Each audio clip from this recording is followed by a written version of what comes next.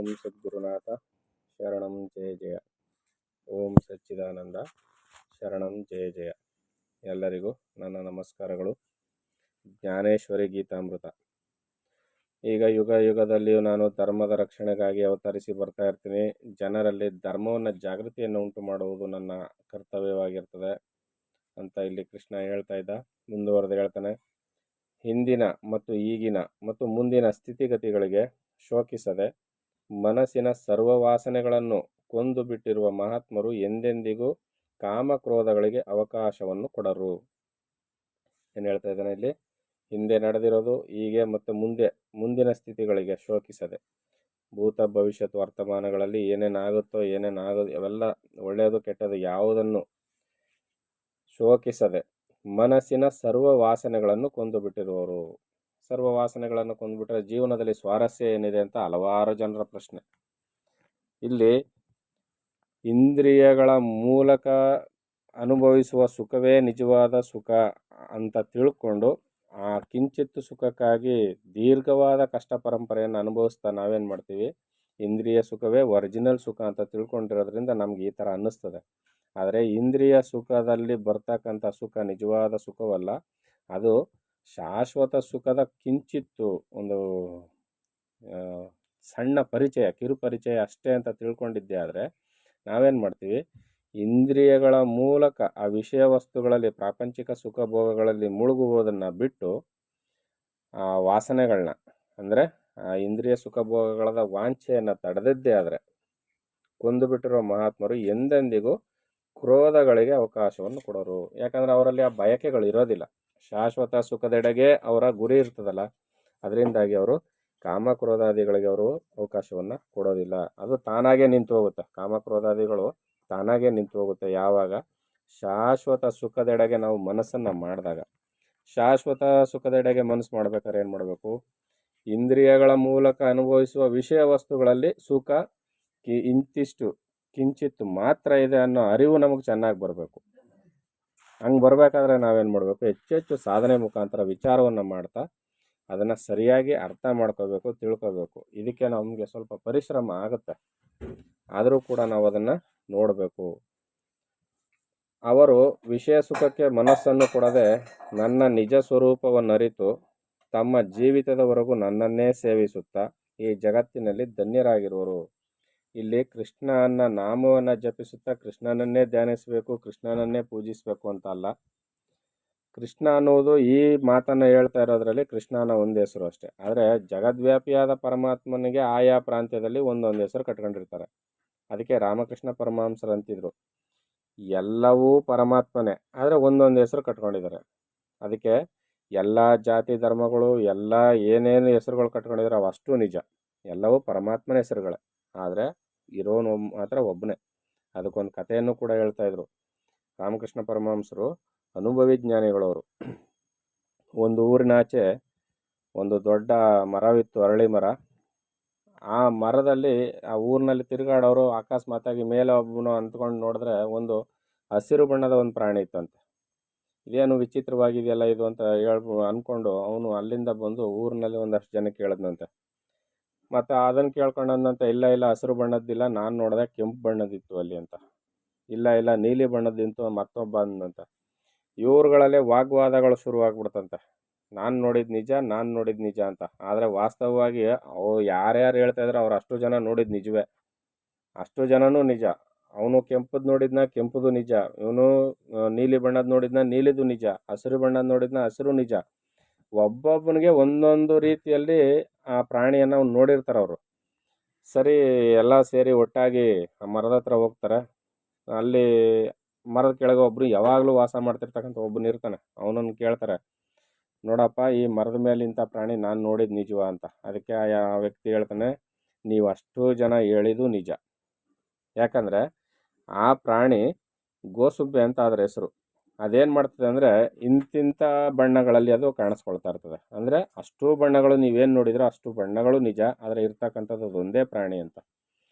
ಅದಕ್ಕೆ ರಾಮಕೃಷ್ಣ ಪರಮಹಂಸರು ಈ ಉದಾಹರಣೆಯನ್ನು ಯಾತಕ್ಕೆ ಕೊಡ್ತಾರೆ ಅಂದರೆ, ಒಬ್ಬೊಬ್ಬ ಸಾಧಕನು ಒಂದೊಂದು ಮಾರ್ಗದಲ್ಲಿ ಸಾಗಿ ಪರಮಾತ್ಮನನ್ನು ಕಂಡಿರ್ತಾನೆ, ಪರಮಾತ್ಮನನ್ನು ಅನುಭವಿಸಿರ್ತಾನೆ. ಅವನು ಹೇಳ್ತಾನೆ ನಾನು ಕಂಡಿದ್ದು ನಿಜ, ನಾನು ಕಂಡಿದ್ದು ನಿಜ ಅಂತ. ಆದರೆ ಎಲ್ಲ ಮಾರ್ಗದಲ್ಲಿಯೂ ಸಾಧನೆಯನ್ನು ಮಾಡಿ ಕಂಡುಕೊಂಡಿರ್ತಕ್ಕಂಥವನು ಏನು ಹೇಳ್ತಾನೆ ಅಂದರೆ, ನೀವೆಷ್ಟು ಜನ ಹೇಳ್ತಾ ಇರೋದು ನಿಜ, ಪರಮಾತ್ಮನೊಬ್ಬನೇ. ನೀವು ಯಾವ್ಯಾವ ಸಾಧನಾ ಮಾರ್ಗದಲ್ಲಿ ಹೋಗಿರ್ತೀರೋ ಆ ಸಾಧನಾ ಮಾರ್ಗದಲ್ಲಿ ನಿಮಗೆ ಅನುಭವ ಆಗಿರ್ತದೆ ಅಷ್ಟೇ, ಆದರೆ ಪರಮಾತ್ಮ ಇರೋದು ನಿಜ ಅಂತ. ಈ ಮಾತನಲ್ಲಿ ಯಾಕೆ ಹೇಳ್ತಾ ಇದ್ದೀನಿ ಅಂದರೆ, ಪರಮಾತ್ಮನ ನಿಜ ಸ್ವರೂಪವನ್ನು ಅರಿತು ಪರಮಾತ್ಮನಲ್ಲಿಯೇ ನೆಲೆ ನಿಲ್ತಾರೆ ಜ್ಞಾನಿಗಳು. ನನ್ನ ನಿಜ ರೂಪದಲ್ಲಿಯೇ ನೆಲೆ ನಿಲ್ತಾರೆ ಅಂತ ಕೃಷ್ಣ ಹೇಳ್ತಾ ಇದ್ದಾನಲ್ಲ, ಆ ಮಾತಿಗೆ ಇಲ್ಲಿ ಹೇಳ್ತಾ ಇರ್ತಕ್ಕಂಥದ್ದು. ಅದನ್ನೇ ವಸಿಷ್ಠರು ರಾಮಚಂದ್ರನಿಗೂ ಹೇಳೋದು, ಯಾರು ಯಾವ ರೂಪಿನಲ್ಲಿ ಪ್ರಾರ್ಥನೆಯನ್ನು ಮಾಡ್ತಾರೋ, ಯಾವ ಭಾವನೆಯಿಂದ ಮಾಡ್ತಾರೋ ಆ ಭಾವನೆಗೆ ತಕ್ಕ ರೂಪನ್ನು ಧರಿಸಿ ದರ್ಶನವನ್ನು ಕೊಡ್ತಾನೆ, ಅವರ ಭಾವನೆಯ ತಕ್ಕ ವರವನ್ನು ಕೊಡ್ತಾನೆ. ಪರಮಾತ್ಮ ಸರ್ವಶಕ್ತಿವಂತ, ಸರ್ವಶಕ್ತ ಅವನು. ಶಂಕರಾಚಾರ್ಯರು ಅದನ್ನೇ ಹೇಳ್ತಾ ಇದ್ರು, ಒಬ್ಬನೇ ಒಬ್ಬ ಮನೆಯಲ್ಲಿ ಅಪ್ಪ ಅನ್ನಿಸ್ಕೊಳ್ತಾನೆ, ಗಂಡ ಅನ್ನಿಸ್ಕೊಳ್ತಾನೆ, ಭಾವ ಬಾಮೈದ, ಹೀಗೆ ಅನೇಕ ಸಂಬಂಧಗಳನ್ನ ಅನ್ನಿಸ್ಕೊಳ್ತಾನೆ. ಒಬ್ಬನೇ ವ್ಯಕ್ತಿ ಇರೋದು, ಆದರೆ ಅಷ್ಟು ಸಂಬಂಧಗಳಿಂದ ಕರೆಯಲ್ಪಡ್ತಾನೆ. ಹೇಗೋ ಪರಮಾತ್ಮನೊಬ್ಬನೇ ಆಯಾ ಪ್ರಾಂತ್ಯಕ್ಕೆ ಜನಗಳ ಮನೋಭಿಪ್ರಾಯಕ್ಕೆ ತಕ್ಕಂತೆ ಇವರು ರೂಪನಾಮಗಳನ್ನ ಕೊಟ್ಟು ಕರೀತಾರೆ. ಅದೆಲ್ಲದಕ್ಕೂ ಅವನು ಹೋಗೊಡ್ತಾನೆ, ಯಾಕಂದರೆ ಅವನು ಅಂತರ್ಯಾಮಿ. ಯಾರ್ಯಾರು ಯಾವ್ಯಾವ ಭಾವನೆಯಿಂದ ಭಾವಿಸ್ತಾರೋ ಆ ಭಾವನೆಗೆಲ್ಲ ಸ್ಪಂದಿಸ್ತಾನೆ ಪರಮಾತ್ಮ. ಅದರಿಂದ ಇಲ್ಲಿ ಕೃಷ್ಣ ಏನು ಹೇಳ್ತಾ ಇದ್ದಾನೆ, ನನ್ನ ಬೋಧೆಯೇ ಅವರ ಜೀವನವಾಗಿಯೂ ನನ್ನ ಜ್ಞಾನವೇ ಅವರ ಜ್ಞಾನವಾಗಿಯೂ ಇರುವುದು. ಅವರು ನನ್ನ ಜ್ಞಾನಾಮೃತವನ್ನು ಕುಡಿದು ಹರ್ಷವನ್ನು ಹೊಂದುವರು, ನನ್ನ ವಿನ ಬೇರೆ ಏನನ್ನೂ ಚಿಂತಿಸರು. ಇವರು ತೀರ್ಥಗಳನ್ನು ಶುದ್ಧೀಕರಿಸುವಂತಹ ತೀರ್ಥ ಸ್ವರೂಪರಾಗಿಯೂ ಲೋಕದಲ್ಲಿ ಪಾವನ ಚರಿತ್ರರಾಗಿಯೂ ಇರುವರು. ಇವರು ಯಾವ ಯಾವ ತೀರ್ಥಕ್ಷೇತ್ರಕ್ಕೆ ಹೋಗ್ತಾರೆ, ಇವರು ಹೋಗುವುದರ ಮಹಿಮೆಯಿಂದ ಆ ತೀರ್ಥಕ್ಷೇತ್ರಕ್ಕೆ ಹೆಸರು ಬರುತ್ತೆ. ಇವರ ಚರಿತ್ರೆ ಪಾವನವಾಗುತ್ತೆ. ಇವರ ಜೀವನ ಕ್ರಮವನ್ನು ಒಂದು ಚರಿತ್ರೆಯಾಗಿ ಓದುವಂಥ ಇತಿಹಾಸವನ್ನು ನಿರ್ಮಾಣ ಮಾಡ್ತಾರೆ ಇವರು. ಈ ರೀತಿ ನನ್ನ ಸ್ವರೂಪವನ್ನು ಪಡೆದವರೇ ಮುಕ್ತರು. ಹಿತ್ತಾಳೆಯಲ್ಲಿರುವ ಸರ್ವ ಕಲ್ಮಶಗಳು ಸಮೂಲವಾಗಿ ನಾಶವಾಗಲು ಲೋಕದವರು ಸ್ವಚ್ಛ ಚಿನ್ನವೆಂದೇ ತಿಳಿಯುವರು. ಈಗ ಮಿಕ್ಸಿಂಗಲ್ಲಿರ್ತದೆ ಚಿನ್ನ, ಮಿಶ್ರಣ ಮಾಡಿರ್ತಾರೆ, ಪುಟಕ್ಕಿಟ್ಟಾಗ ಅದು ಕರಗಿ ಸಪರೇಟ್ ಆಗುತ್ತಲ್ಲ, ಆಗ ಶುದ್ಧ ಚಿನ್ನ ಬರುತ್ತಲ್ಲ. ಆ ರೀತಿಯಲ್ಲಿ ಪರಮಾತ್ಮನ ಅನನ್ಯ ಭಕ್ತಿಯಲ್ಲಿ ಬೆಂದಂತಹ ಮಹಾಭಕ್ತನು, ಸಾಧುವು ಎಲ್ಲ ಗುಣಗಳನ್ನು ಕಳ್ಕೊಂಡು ಕೇವಲ ನಿರ್ಬಯಲ ಸ್ಥಿತಿಯಲ್ಲಿ ಯಾವಾಗ ನಿಲ್ತಾನೋ, ಜ್ಞಾನಪೂರ್ಣನಾಗಿ ಯಾವಾಗ ನಿಲ್ತಾನೋ, ಅವನು ಶುದ್ಧ ಚಿನ್ನವೆಂದೇ ಕರೆಯಲ್ಪಡ್ತಾನೆ. ಅಂದರೆ ಮುಕ್ತಿ, ಜೀವನ್ಮುಕ್ತಿಯನ್ನು ಪಡೆದು ನಿಲ್ತಾನೆ. ಇನ್ನು ಚಿನ್ನಕ್ಕಾದರೂ ಮತ್ತಾವ ಹೆಚ್ಚಿನ ಮಹಿಮೆಯುಂಟು. ಯಮ ನಿಯಮಾದಿ ಯೋಗದಿಂದಲೂ ತಪೋಬಲದಿಂದಲೂ ಜ್ಞಾನಸಿದ್ಧಿಯನ್ನು ಪಡೆದವರೇ ಜಾಣರು.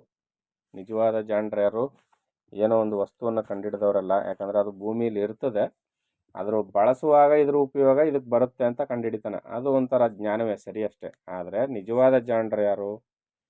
ಪರಮಾತ್ಮನ ಅನುಭವವನ್ನು ಪಡೆದವರೇ ನಿಜವಾದ ಜಾಣರು. ಅವರು ನನ್ನ ಸ್ವರೂಪರಾಗಿರುವುದರಿಂದ ಯಮನ ಭೀತಿಯೂ ಸಹ ಬರಲಾರದೆಂಬುದರಲ್ಲಿ ಸಂದೇಹವೇನು. ಈ ಜ್ಞಾನವನ್ನು ತಿಳಿದ ಮೇಲೆ ಇನ್ನು ಯಮನ ಕಥೆ ಬೇರೆ ಎಲ್ಲಿಂದ ಬರುತ್ತೆ? ಈ ರೀತಿಯಲ್ಲಿ ಇರ್ತದೆ ಅಂತ ಕೃಷ್ಣನು ಉಪದೇಶವನ್ನು ಮಾಡ್ತಾ ಇದ್ದಾನೆ ಅರ್ಜುನನಿಗೆ. ಈ ಲೋಕದಲ್ಲಿ ನನ್ನನ್ನು ಅನೇಕ ರೀತಿಯಿಂದ ಭಜಿಸುವರು, ನಾನೂ ಸಹ ಅವರಂತೆಯೇ ಆಚರಿಸುವೆನು. ಲೋಕದ ಜನ ಏನು ಮಾಡ್ತಾರೋ ಅದಕ್ಕೆ ನಾನು ಸ್ಪಂದಿಸ್ತೀನಿ, ಅವ್ರ ಜೊತೆಗೂಡ್ತೀನಿ. ಯಾಕಂದರೆ ದೊಡ್ಡವ್ರು ಏನು ಮಾಡ್ತಾರೋ ಚಿಕ್ಕವರು ಅದನ್ನು ಅನುಸರಿಸೋದ್ರಿಂದ ನಾನು ಮಾಡ್ತೀನಿ, ಕೃಷ್ಣ ಮಾಡೋದಿಲ್ಲವಲ್ಲ ಅಂತ ಜನ ಏನು ಮಾಡ್ತಾರೆ, ಡೈವರ್ಟ್ ಆಗುವ ಮಾರ್ಗವನ್ನು ತಪ್ಪಿ ಹೋಗುವ ಸಂಭವಗಳು ಜಾಸ್ತಿ ಇರ್ತದೆ. ಅದರಿಂದ ನಾನು ಕೂಡ ಅವರಂತೆ ಮಾಡ್ತೀನಿ. ಅವರು ನನ್ನನ್ನೇ ಭಜಿಸುತ್ತಿದ್ದರೂ ನನ್ನನ್ನು ತಿಳಿಯಲಾರದೆ ಭೇದವನ್ನು ಕಲ್ಪಿಸುವರು. ನನ್ನನ್ನು ಪೂಜೆ ಮಾಡ್ತಿರ್ತಾರೆ, ನನ್ನನ್ನು ಅನುಸರಿಸ್ತಾ ಇರ್ತಾರೆ, ಆದರೆ ನನ್ನ ಒಳಮರ್ಮವನ್ನು ಅವ್ರ ಕೈಲಿ ತಿಳಿಯೋಕ್ಕಾಗ್ತಾ ಇಲ್ಲ. ನಾನು ಪರಮಾತ್ಮನಾಗಿದ್ದರೂ ನನ್ನನ್ನು ತಿಳಿಯಲಾರದೆ ನನ್ನಲ್ಲಿ ಭೇದವನ್ನಿಟ್ಟು ನೋಡುವರು. ನಾನು ಏಕಮೇವ ಅದ್ವಿತೀಯ ಸ್ವರೂಪನಾಗಿದ್ದರೂ ನನ್ನಲ್ಲಿ ಅನೇಕತ್ವವನ್ನು ಕಲ್ಪಿಸುವರು. ನಾನು ಒಬ್ಬನೇ ಒಬ್ಬ ಏಕಮೇವ ಅದ್ವಿತೀಯ ನಾನಾಗಿದ್ದೀನಿ, ಒಂದೇ ಎಲ್ಲವೂ ಆಗಿದ್ದೀನಿ. ಆದರೆ ನನ್ನನ್ನು ಅನೇಕ ತತ್ವದಲ್ಲಿ ನೋಡ್ತಾರೆ, ಅನೇಕತ್ವದಲ್ಲಿ ನನ್ನನ್ನು ಕಲ್ಪಿಸ್ತಾರೆ. ಅಭಿನ್ನ ಸ್ವರೂಪಿಯಾಗಿರುವ ನನ್ನನ್ನು ಭೇದ ಭಾವದಿಂದ ನೋಡುವರು. ನನ್ನಲ್ಲಿ ಯಾವುದೇ ಭೇದ ಭಾವ ಇಲ್ಲ, ನನ್ನ ಅಭಿನ್ನ ನಾನು, ಆದರೆ ನನ್ನನ್ನು ಭೇದ ಭಾವದಿಂದ ನೋಡ್ತಾರೆ. ಜನರ ಅಜ್ಞಾನ ಸ್ಥಿತಿಯೇ ಆಗಿದೆ. ನಾನು ನಾಮರಹಿತನಾಗಿದ್ದರೂ ದೇವದೇವಿಯರೆಂಬ ಹೆಸರುಗಳಿಂದ ಕರೆಯುವರು. ನನಗೆ ಹೆಸರಿಲ್ಲ, ಗುಣ ಇಲ್ಲ, ನಾಮ ಇಲ್ಲ, ರೂಪ ಇಲ್ಲ, ಏನಿಲ್ಲ. ಆದರೆ ನನಗೊಂದು ಹೆಸರು ಕೊಟ್ಬಿಡ್ತಾರೆ. ಕಾಳಿ ಅಂತಾರೆ, ದುರ್ಗಿ ಅಂತಾರೆ, ಚಂಡಿ ಅಂತಾರೆ, ಪರಮೇಶ್ವರಿ ಅಂತಾರೆ, ಪಾರ್ವತಿ ಅಂತಾರೆ, ಲಕ್ಷ್ಮಿ ಅಂತಾರೆ, ಸರಸ್ವತಿ ಅಂತಾರೆ. ಇನ್ನು ಈ ಕಡೆ ಕಾಲಭೈರವ ಅಂತಾರೆ, ಇನ್ನು ಈ ಕಡೆ ಕೃಷ್ಣ ಅಂತಾರೆ, ರಾಮ ಅಂತಾರೆ.